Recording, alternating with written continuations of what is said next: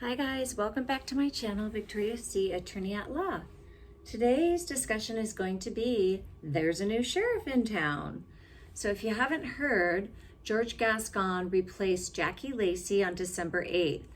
I just looked him up. He was actually the head DA in San Francisco from 2011 through 2019. So he just came to Los Angeles. He replaced Jackie Lacey. He's 66 years old. What impresses me about him is that he didn't go to a fancy schmancy law school. He went to University of Long Beach for undergrad, and then he went to Western State College of Law, which is a teeny tiny little law school. So I like that about him. The one thing I wanted to mention is that he's soft on crime. Now, a lot of people are upset about this, and rightfully so. You know, if you're a victim or an alleged victim of a crime, you're not going to be happy with these changes, right? I try to look at both sides. I try to be fair-minded and see both sides. So if you are a defendant and you're wrongfully accused of a crime, he's going to help you. He's your guy. So the changes that have been coming down recently have been that the DA can now move to strike any prior strikes or enhancements. I've talked about strikes in my other video. What they do is they add time to any subsequent crime. For example, let's say you're charged with the 211, which is a strike. It's a purse snatch, right? It's a robbery where a gun is not used. And then you pick up a vandalism or a looting, okay? Looting is a 463, it's a wobbler, it's not a strike. So in that instance, the DA, if the guy takes a plea, let's say he's taking a plea for credit for time served. So the DA can now step in, and they do, and they ask the court to strike the strike.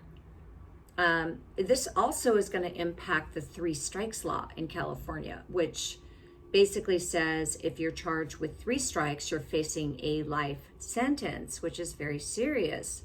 So with DAs striking strikes, this does help criminal defendants.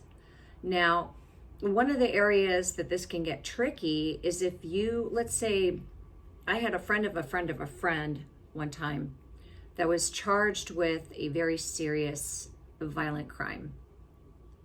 The DA and the defense attorney came to an agreement that he got him a sweetheart deal for 10 years. However, when it came for sentencing, the judge went over the DA's head, over the defense attorney's head, and gave him the maximum sentence.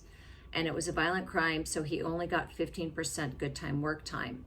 So this law is discretionary upon the court, meaning the court has to agree with the DA's position.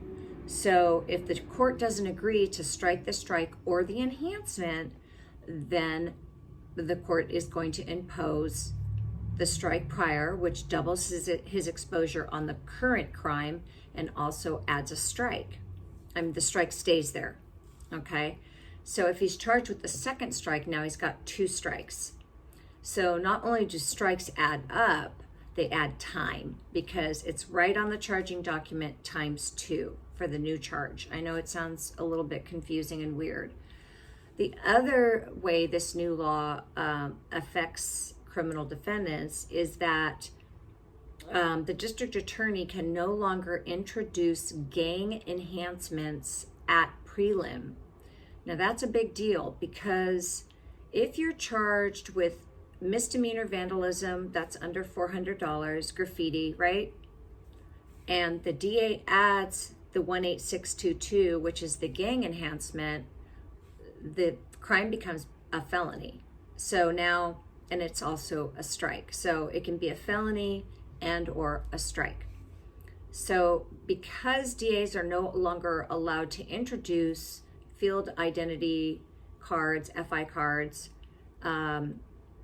prior admissions by the client, they always say they admitted to something and their story is always different.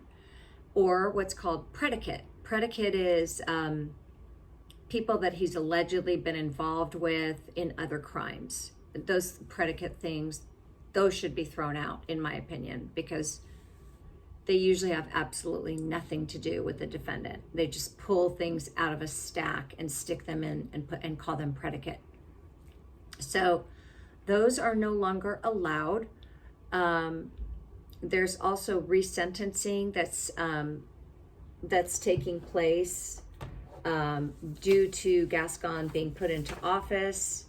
And this is all under SD 20.08 if you want to do research on it. So yeah, basically the DA can strike any strike or any enhancement in the case, and dismiss the strike and dismiss the enhancement. And I've actually seen it happen probably about a dozen times since it went into effect.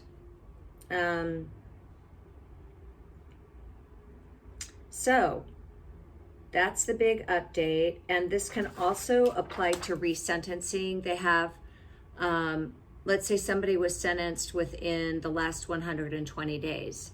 Well, they can now move to be resentenced to strike the strikes or strike the enhancements. That's the big one. The other one is the time that defendants are spending on probation has been affected by this. So instead of spending 3 years on formal probation, they could be spending 1 year, depending on what the offer is. The other thing is the court can now go over the DA's head and give a defendant what's called ODR, which is diversion, which means pre-plea, the defendant, let's say they plead open, they plead to the court, that's called an open plea. Let's say it's a vandalism. And the judge says, okay, I'm gonna give you ODR. They do 10 days of Caltrans, and the case is dismissed. I mean, usually there's a Harvey waiver, that's for restitution, because like I've said in my other videos, restitution is always the big ticket item with vandalism. They want their money, they want to be repaid for the damage to their property, rightfully so. Okay, so those are the big changes I wanted to update you on. I wouldn't advise moving to California if you're not soft on crime, let's put it that way. So I hope you enjoyed today's discussion, and I will see you on the next round.